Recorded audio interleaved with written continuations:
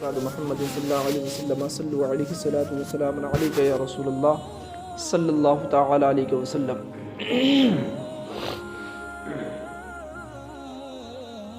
آج یہاں سے ایک مسئلہ جو کہ بہت بہتر مسئلہ ہے وہ بیان کیا جاتا ہے کہ مسجد کو راستہ نہ بنایا جائے۔ مثلاً مسجد کے 2 دروازے ہیں اور اس کو کہیں جانا ہے، آسانی اس میں ہے کہ ایک دروازے سے داخل ہو کر دوسرے سے نکل جائے، ایسا نہ کرے۔ اور اگر کوئی شخص اس نیت سے گیا کہ اس دروازے سے داخل ہو کر دوسرے سے نکل جائے گا، اندر جانے کے بعد اپنے اس فعل پر نادم ہوا تو جس دروازے سے نکلنے کا ارادہ کیا تھا اس کے سوا دوسرے دروازے سے نکلنے، اور بعض علماء نے فرمایا ہے کہ یہ شخص پہلے نماز پڑھے پھر نکلے، اور بعض نے فرمایا کہ اگر بے وضو ہے تو جس دروازے سے گیا ہے اسی سے نکلے۔ مسجد میں جوتے پہن کر جانا مکروہ ہے۔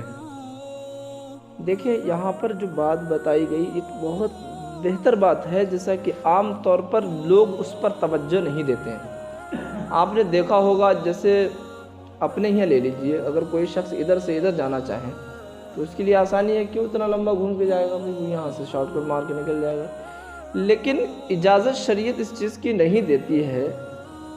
اگر آپ کو نکلنا ہی ہے تو سب سے پہلے آپ آئیے، 2 رکعت نماز نفل ادا کیجئے، پھر اس کے بعد آپ یہاں سے جائیے نکل کر کے۔ یہ اجازت اگر جانا ہی مسجد سے اگر کوئی چاہتا ہے تو، ورنہ اس چیز کی اجازت شریعت نہیں دیتی ہے کہ کوئی شخص پتہ لگے آیا ادھر سے اور مسجد کو بالکل جو ہے وہ ایک چوپا سمجھ رکھا ہے کہ جیسے عام طور پر ہر طرف سے جیسے نکل جایا کرتے ہیں، ویسے مسجد کو بھی سمجھ رکھا ہے کہ ادھر سے نکلے تو ادھر نکل گئے باپ۔ نہیں، یہ خدا کا گھر ہے، یہ کوئی ایک عام گھر نہیں ہے، یہ وہ گھر ہے جو تمام گھروں سے الگ گھر ہے، جو خدا کا ایک گھر ہے۔ اس لیے اس کی اہمیت، اس کا مرتبہ و مقام بہت الگ ہے۔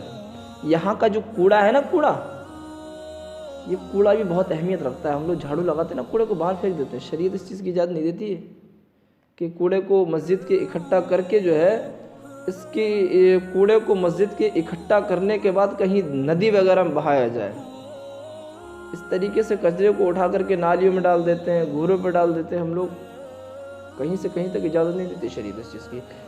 اس کا کوڑے کا اتنا جب احترام ہے تو بتائیے، جب نکلے کوئی انسان کوئی یہاں سے اور پھر جوتا چپل پہن کے نکلے کوئی، تو اللہ رحم فرمائے اس پر، کہ کہیں ایسا نہ ہو کہ رب کائنات اس پر عذاب نازل فرما دے۔ لیکن وہ نبی پاک صلی اللہ علیہ وسلم کا یہ صدقہ ہے، نبی کریم صلی اللہ علیہ وسلم کی یہ عطا ہے، یہ محبت ہے کہ آج انسان بچا ہوا ہے۔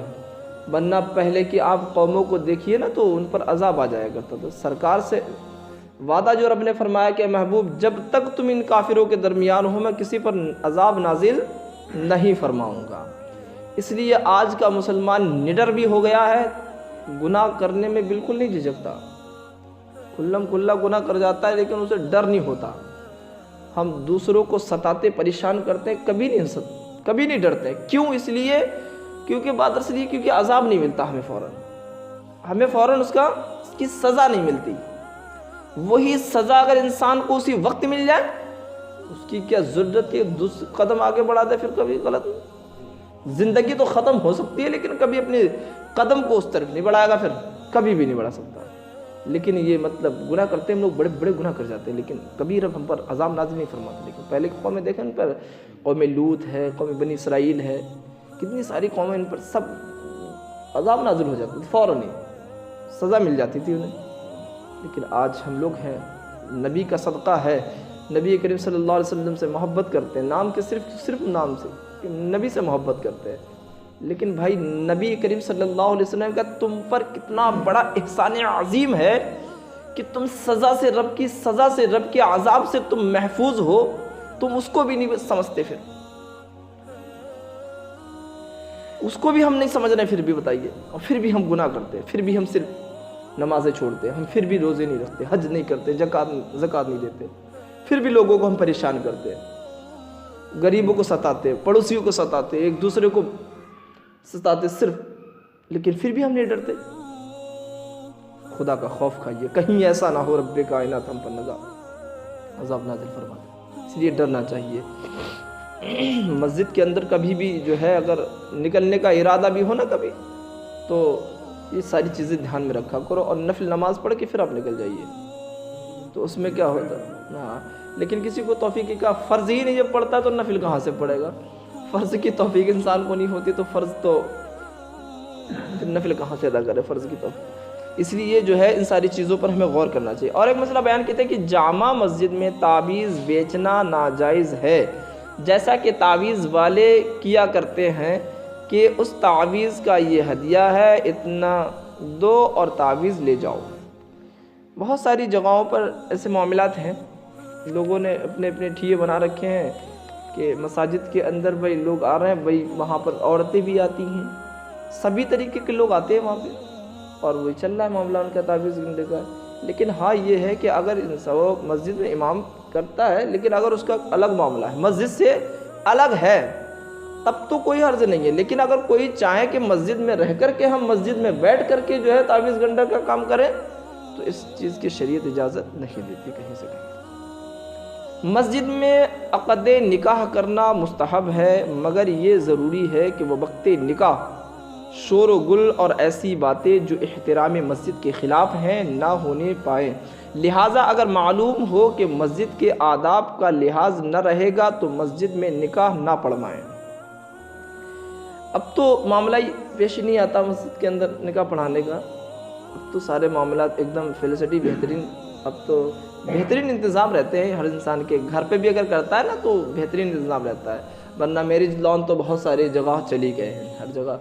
تو اس لیے اگر کوئی شخص مسجد کے اندر نکاح خوانی کرنا چاہتا ہے تو وہاں پر مسجد کا ملحوظ، مسجد کا ادب ملحوظ رکھنا بہت ضروری ہے، کیونکہ جہاں چند لوگ اکٹھے ہوتے ہیں تو شادیوں میں تو معاملہ ہی ایسا رہتا ہے بھائی، جہاں دیکھا کہ بھائی دولہا بھائی لے شور و گل شروع ہو جاتا ہے، باتیں بڑھ جاتی ہیں، بڑا مطلب خوشی مناتے ہیں لوگ۔ جب نکاح خوانی ہو جاتی ہے تو پھر مبارکباد پیش کرتے ہیں، اس میں آوازیں بلند ہوتی ہیں۔ لیکن مسجد کے اندر اگر اسی طریقے سے کوئی شخص نکاح خوانی کرتا ہے تو وہاں پر یہ شریعت اس چیز کی اجازت نہیں دیتی ہے کہ وہاں شور و گل کیا جائے۔ مسجد کا ادب لحاظ رکھتے ہوئے خاموشی کے ساتھ نکاح خوانی کرنے کے بعد آپ باہر جا کر کے چاہے کچھ بھی کیجیے، لیکن مسجد کا لحاظ بہت ضروری ہے، اس لیے مسجد کے اندر با ادب ہو کر کے انسان کو بیٹھنا چاہیے۔ اور کہتے ہیں کہ جس کے بدن یا کپڑے پر نجاست لگی ہو وہ مسجد میں نہ جائے۔ صاف بات ہے بھائی، کپڑوں پر گندگی لگی ہوئی ہے تو چاہیے کہ اس گندگی کو صاف کر کے پھر مسجد کے اندر آئے، کیونکہ مسجد خدا کا گھر ہے اور یہ پاک گھر ہے، کوئی وہ عام گھر نہیں ہے کہ جہاں چاہو جیسے کپڑے استعمال کر کے۔ ایک چیز اور، جب ہم خدا کے گھر میں آتے ہیں کہ کہتے ہیں کہ ہم نماز پڑھتے ہیں، خشوع اور خضوع حاصل نہیں ہوتا، کہتے ہم لوگ کہ مطلب نماز پڑھتے دل نہیں لگتا، نماز پڑھ رہے ہیں لیکن دل نہیں لگ رہا۔ آخر دل کیوں نہیں لگتا؟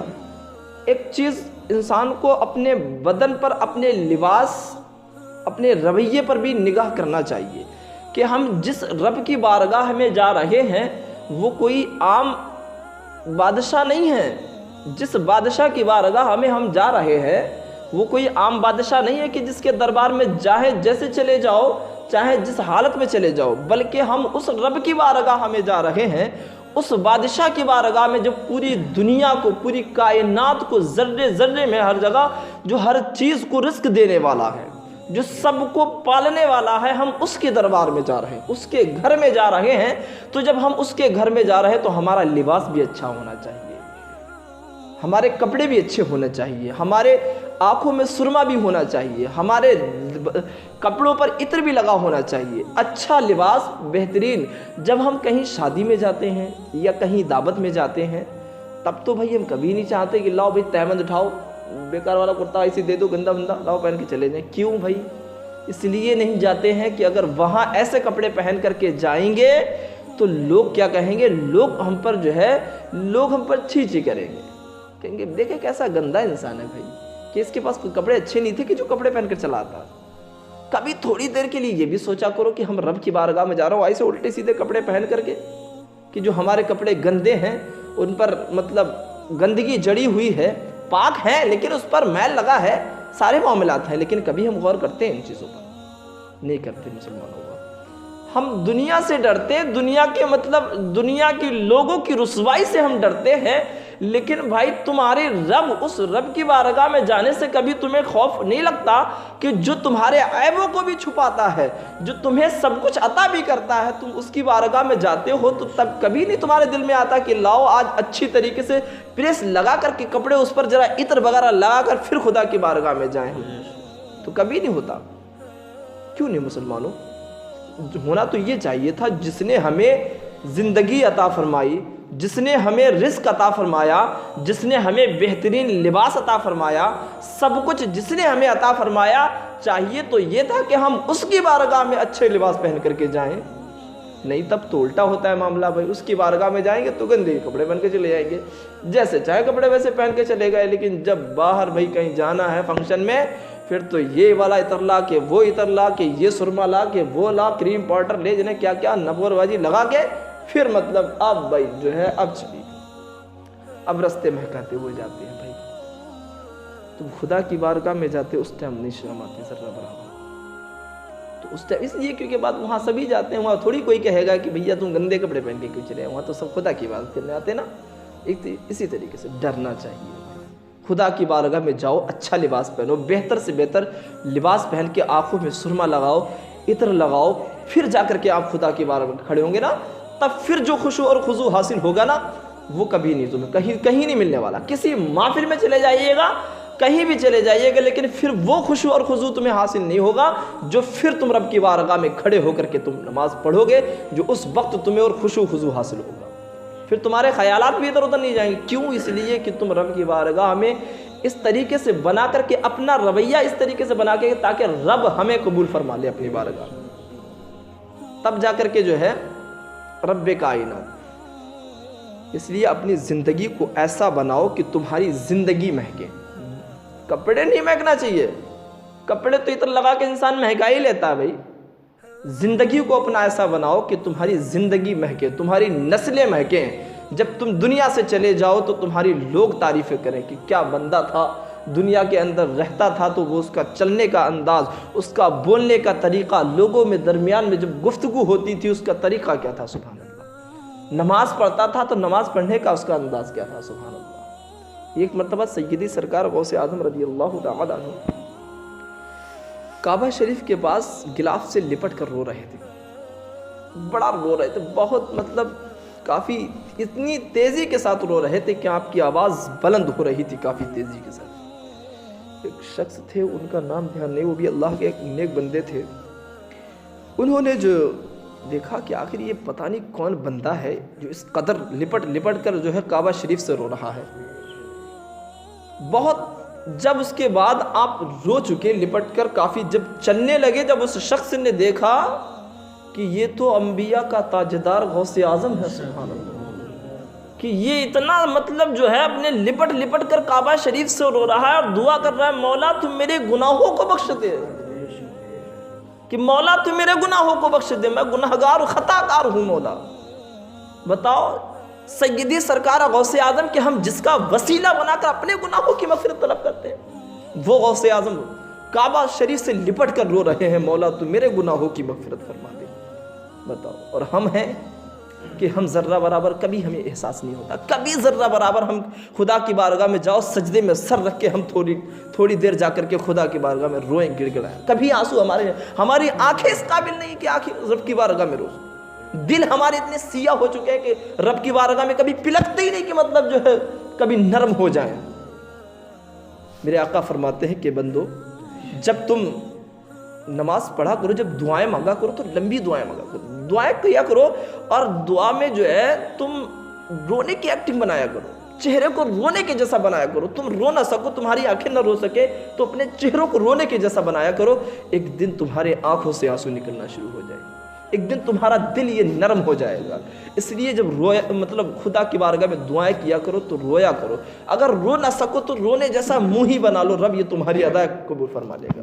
رب کو کون سی ہماری ادا پسند آ جائے ہم نہیں جانتے مسلمان، اس لیے اپنی ایسے رویوں کو اختیار کرنا چاہیے جس سے رب کائنات ہم سے خوش ہو جائے اور ہماری زندگی سنور جائے۔ مسجد میں ان آداب کا لحاظ رکھیں، یہ ساری چیزیں بتائیں جو مسائل یہاں سے، اور اب یہاں سے انشاءاللہ دیکھو بہت ساری چیزیں بتائی جائیں گی کل انشاءاللہ، کیا کیا کرنا چاہیے مساجد میں، نہیں کرنا چاہیے اور کیا کرنا چاہیے۔ اللہ رب العزت کی بارگاہ میں دعا ہے باری الہ ہم سب کو شریعت مطہرہ کا پابند بنائے، اور باری الہ اپنے حبیب صلی اللہ علیہ وسلم کی پیاری سنتوں پر عمل کرنے کی توفیق عطا فرمائے۔ باری الہ ہمارے تمام صغیرہ کبیرہ گناہوں کی مغفرت فرما دے۔